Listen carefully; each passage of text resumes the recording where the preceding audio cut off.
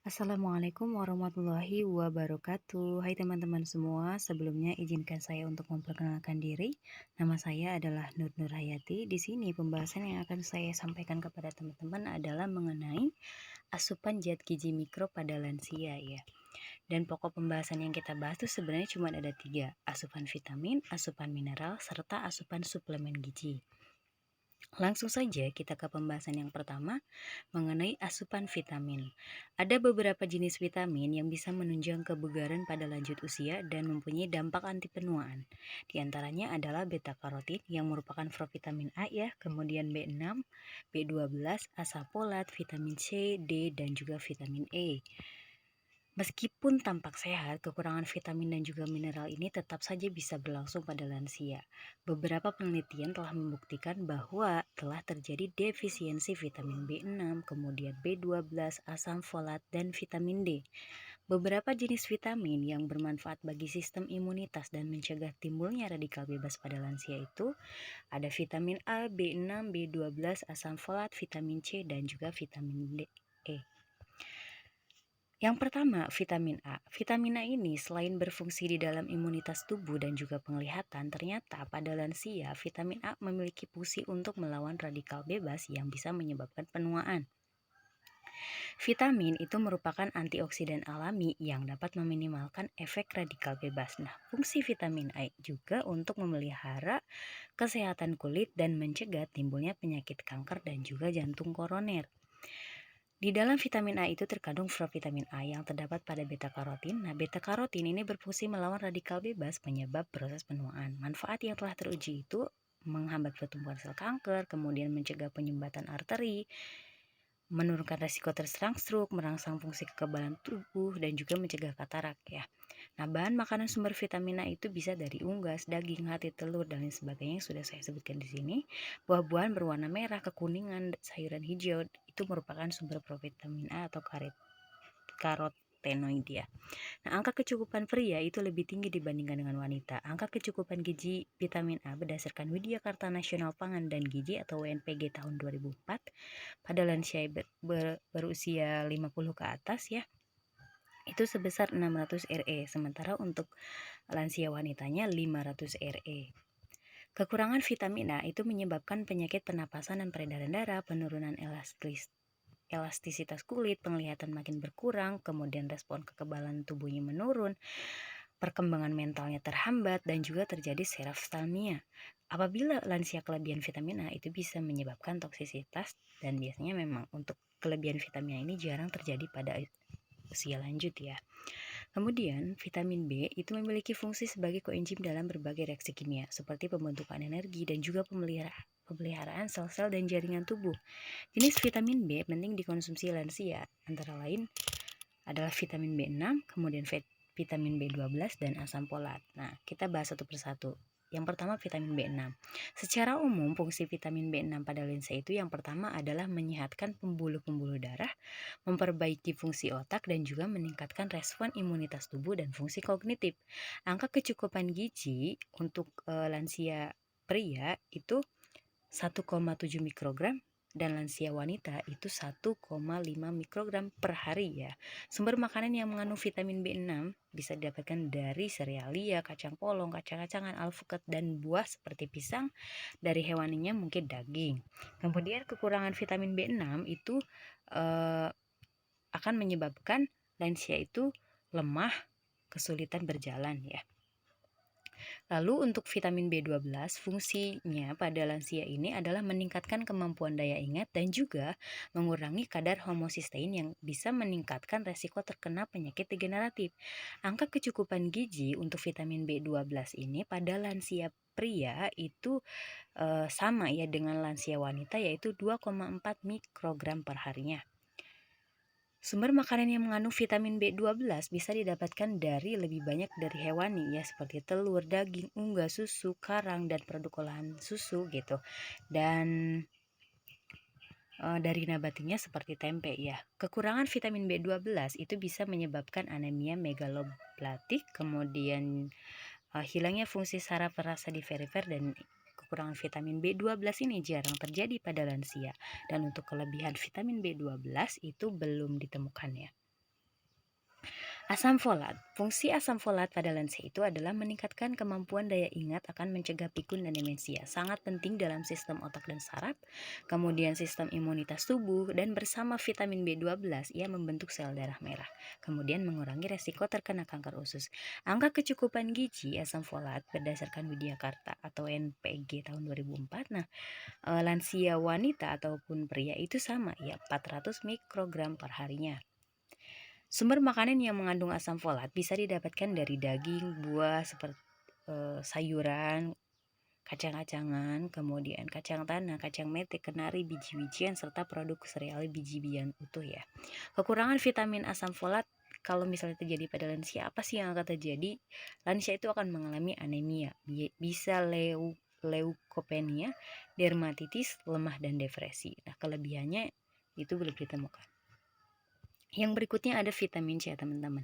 Fungsi vitamin C pada lansia itu yang pertama meningkatkan kekebalan tubuh, melindungi dari serangan kanker, melindungi arteri, kemudian meremajakan dan juga memproduksi sel darah putih, mencegah katarak, dan mencegah penyakit gusi. Angka kecukupan gizi vitamin C berdasarkan WNPG tahun 2004 untuk lansia pria di atas 50 tahun itu 90 mg per hari, sementara untuk lansia wanitanya 75 gram per hari. Sumber makanan yang mengandung vitamin C ada buah dan juga sayuran segar. Kekurangan vitamin C pada lansia bisa menyebabkan sariawan, bisa berpengaruh juga pada pertahanan tubuhnya dan juga untuk kecepatan penyembuhan lukanya. Nah, kelebihan vitamin C itu pada lansia bisa meningkatkan resiko timbulnya batu ginjal serta gangguan lambung dan juga bisa sampai menyebabkan diare. Nah, fungsi yang berikutnya ada vitamin D, teman-teman. Fungsi vitamin D pada lansia itu yang pertama adalah antioksidan, sistem kekebalan tubuh, dan memperlambat penuaan otak atau pikun ya. Kemudian mencegah penyakit tumor dan kanker. Angka kecukupan gizi untuk vitamin D berdasarkan VNPG tahun 2004 antara lansia pria dengan lansia wanita itu sama ya, 15 mg per hari. Sumber makanan yang mengandung vitamin D adalah produk makanan yang mengandung minyak, kacang-kacangan seperti itu ya. Kekurangan vitamin D itu jarang terjadi, kalaupun memang terjadi itu bisa menyebabkan degenerasi membran sel, yaitu mudah pecahnya membran sel darah merah. Apabila lansia kelebihan vitamin D itu akan menyebabkan lansia tersebut memiliki gerak refleks yang lebih lambat. Nah, yang berikutnya ada vitamin E. Fungsi vitamin E pada lansia adalah sebagai antioksidan, yaitu bisa menurunkan radikal bebas dan juga kerusakan membran sel atau jaringan. Untuk RDA vitamin E itu sendiri pada lansia 8 mg untuk wanita dan 10 mg untuk pria itu per hari ya. Kemudian sumber vitamin E bisa didapatkan dari minyak tumbuh-tumbuhan. Yang berikutnya ada vitamin K, teman-teman. Fungsi vitamin K pada lansia adalah untuk membentukkan protein dan juga mengendalikan penggumpalan darah. Sumbernya bisa didapatkan dari sayuran hijau misalnya. Angka kecukupan gizinya untuk lansia pria itu 65 mikrogram per hari dan untuk lansia wanita 55 mikrogram per hari ya supaya AKG-nya. Kemudian yang berikutnya setelah kita membahas tadi asupan vitamin, berikutnya ada asupan mineral. Nah, beberapa jenis mineral yang menunjang kebugaran di usia lanjut dan mempunyai anti efek penuaan itu adalah kalsium, zat besi, zinc, selenium, magnesium, mangan, kromium, dan juga kalium.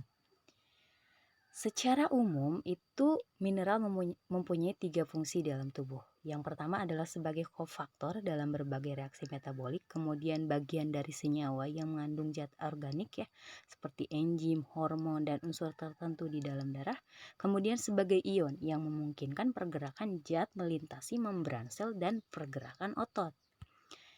Kebutuhan mineral. Mineral itu sangat penting bagi lansia karena kalium, natrium, klorida itu adalah beberapa mineral yang penting bagi keseimbangan elektrolit tubuh.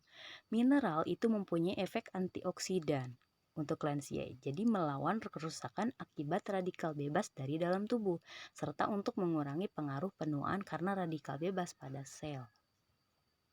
Nah, yang pertama mineral yang dibahas adalah kalsium. Kalsium itu memiliki fungsi untuk membangun kekuatan tulang dan gigi serta menjaga kerja jantung, otot, dan saraf agar tetap sehat. Sumbernya bisa didapatkan dari Makanan laut ya, ikan laut, ikan teri, salmon, sarden, bisa dari buah-buahan ya, jeruk, kiwi, dan lain sebagainya, kacang-kacangan seperti kedelai, kemudian sayuran, susu dan juga produk olahan susu seperti keju dan yogurt, air mineral, roti gandum sereal yang diperkaya kalsium. Untuk RDA-nya sendiri adalah 800 miligram per hari untuk laki-laki dan wanita di atas 50 tahun untuk lansia ya. Berarti lansia, wanita dan pria itu sama ya, 800 miligram per hari. Yang berikutnya ada zat besi. Fungsi dari zat besi ini adalah untuk lansia ya, pembentukan hemoglobin, mioglobin yang dibutuhkan dalam proses metabolisme tubuhnya. Kemudian untuk mengangkut dan menyimpan oksigen. Sumbernya bisa didapatkan dari daging, jeroan, ikan, unggas, kedelai, kacang-kacangan, sayuran, dan rumput laut. Kemudian untuk angka kecukupan gizinya sendiri berdasarkan WNPG tahun 2004, untuk lansia pria ataupun wanita sama, yaitu sebesar 13 mg per hari. Kalau misalnya lansia tersebut kekurangan zat besi, itu bisa menyebabkan anemia.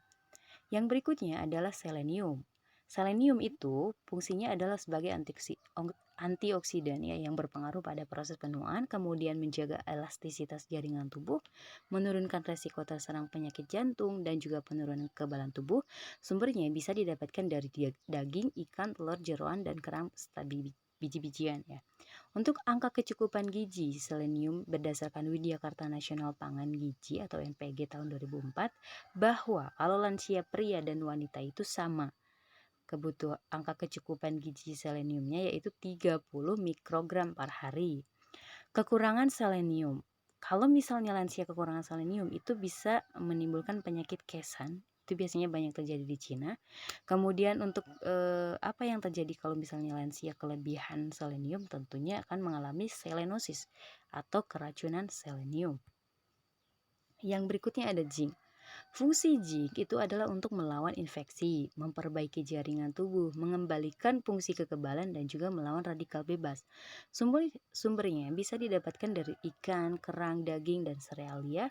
Dan untuk angka kecukupan gizinya berdasarkan UNVG tahun 2004, antara lansia pria dengan lansia wanita itu sama sebesar 13,4 mg per hari. Kalau misalnya lansia kekurangan zinc, itu bisa menyebabkan anemia, nafsu makannya berkurang, kemudian daya tahan terhadap infeksinya juga rendah. Kalau misalnya lansia kelebihan zinc, itu bisa menyebabkan gangguan saraf dan juga kelemahan otot. Yang berikutnya ada magnesium. Nah, magnesium ini disebut juga dengan mineral awet muda.